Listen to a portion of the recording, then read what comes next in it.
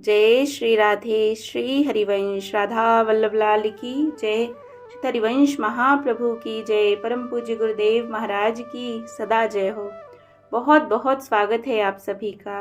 आज हम श्रवण करेंगे योगिनी एकादशी की सुंदर कथा को। जानते हैं सिर्फ कथा सुनने मात्र से ही हमारे पापों का नाश हो जाता है।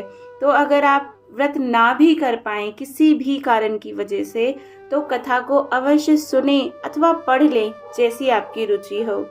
तो चलिए सुनते हैं योगिनी एकादशी की कथा। महाभारत काल की बात है।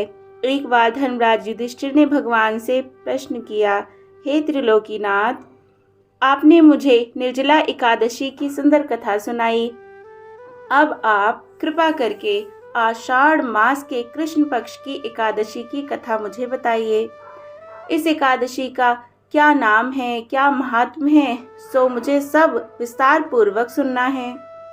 श्री कृष्ण ने कहा, हे पांडुपुत्र, आषाढ़ माह के कृष्ण पक्ष की एकादशी का नाम योगिनी एकादशी है। इसके व्रत से सभी पाप नष्ट हो जाते हैं। यह व्रत इस लोक में भोग प्रदान करता है और परलोक में मुक्ति दिलाने वाला है। हे धर्मराज, यह एकादशी तीनों लोकों में प्रसिद्ध है। इसके व्रत से सभी पाप नष्ट हो जाते हैं। अगर व्रत किया जाए तो सब पाप नष्ट। तुम्हें मैं पुराण में कही हुई कथा सुनाता हूँ, ध्यान पूर्वक श्रवण करो। हम भी बहुत ध्यान से सुने प्रभु क्या कह रहे हैं। कुबेर नाम का एक राजा अलकापुरी नाम की नगरी में राज्य करता था। वह शिव भक्त था। उनका हेममाली नामक एक यक्ष सेवक था, जो पूजा के लिए फूल लाया करता था। हेममाली की विशालाक्षी नाम की अति सुंदर स्त्री थी।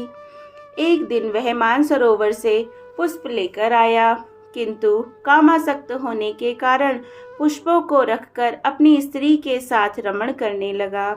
इस भोग विलास में दोपहर हो गई और फूल समय पर सेवा में नहीं पहुंच सके। हेममाली की राह देखते देखते जब राजा कुबेर को दोपहर हो गई, तो उसने क्रोधपूर्वक अपने सेवकों को आज्ञा दी, तुम लोग जाकर पता लगाओ कि हेममाली अभी तक पुष्प लेकर क्यों नहीं आया। जब सेवकों ने उसका पता लगा लिया तो राजा के पास जाकर बताया, हे राजन, वह हेममाली अपनी स्त्री के साथ रमण कर रहा है। इस बात को सुन राजा कुबेर ने हेममाली को बुलाने की आज्ञा दी।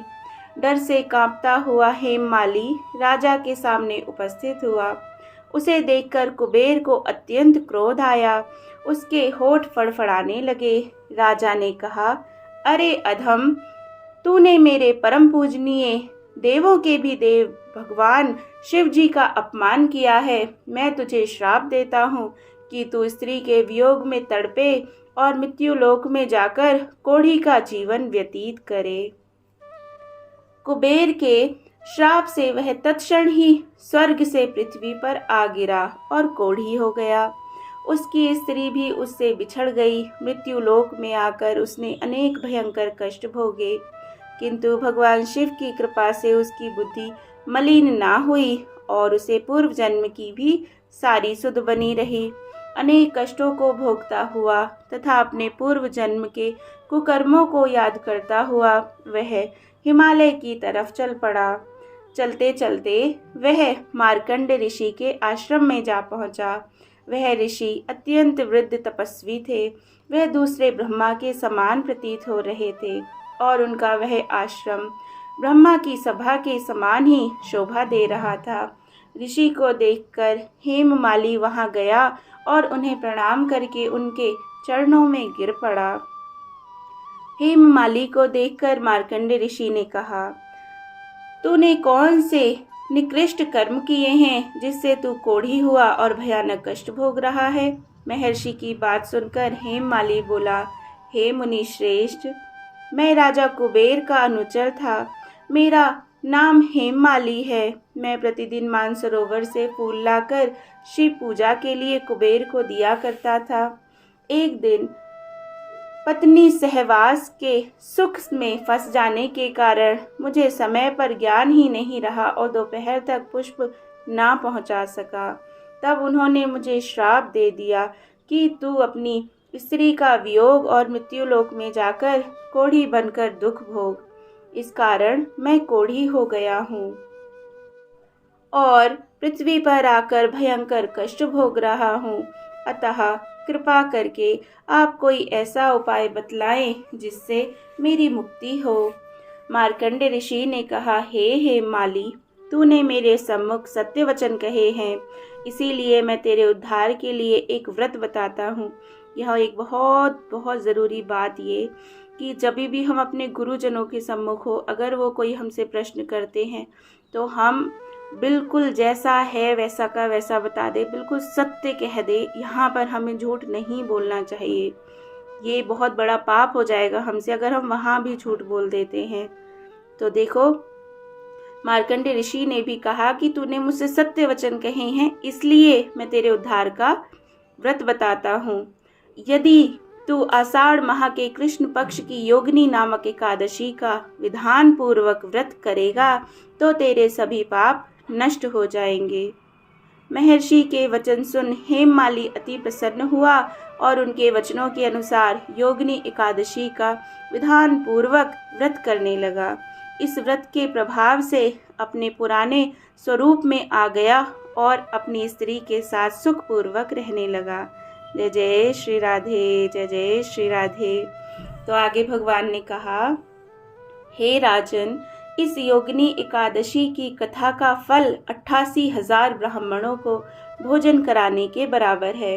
इसके व्रत से सभी पाप नष्ट हो जाते हैं और अंत में मोक्ष प्राप्त करके प्राणी स्वर्ग का अधिकारी बन जाता है। जय जय श्री राधे, जय जय श्री राधे। और जिसे स्वर्ग नहीं जाना है वो तो सीधा अपने प्रभु के श्री चरणों में उनके भगवत धाम को जाएगा, वैकुंठ को जाएगा, जैसी जिसकी कामना होगी गोलोक को जाएगा। जय जय श्री राधे। तो ये प्यारी प्यारी सी सुंदर कथा। व्रत रखने की विधि यही है कि एकादशी के पहले दिन अर्थात दशमी को शाम को ही भोजन कर लें, जितना जल्दी संभव हो भोजन कर लें। रात को भूख लगे तो दूध पिएं, शयन करें और सुबह को ब्रह्म मुहूर्त में उठें। जितना जल्दी हो सके उतना जल्दी उठें, स्नान करें और भगवान के सुंदर नामों का जप करें। जो भी मंत्र नाम आपको बहुत प्रिय हो उसका जप करें और इसके बाद अपने घर के मंदिर में जो भी ठाकुर जी विराजमान हैं उनकी सुंदर सेवा करें। अच्छे अच्छे वस्त्र उन्हें धारण कराएं, फूल आदि उनको सुंदर भोग दिखाने के लिए। और फिर आप पूरा दिन किसी की निंदा चुगली बिल्कुल ना करें, कुछ असत क्रिया हमसे बिल्कुल ना हो, इस बात का बहुत ध्यान रखना चाहिए। और जितना ज़्यादा हो भगवान का सत्संग सुने, कीर्तन सुने, मंदिर जाएं, जितना भी ज़्यादा ये सब कर सके ये करना चाहिए। और रात को शयन करके अगले दिन आप सुबह फिर से जल्दी उठिए, भगवान को सुंदर भोग लगाइए स्नान करके और उसके बाद जो भोग लगाया प्रसाद है उसको खाकर आप अपना व्रत पूरा कर सकते हैं। जय जय श्री राधे, जय जय श्री राधे श्याम।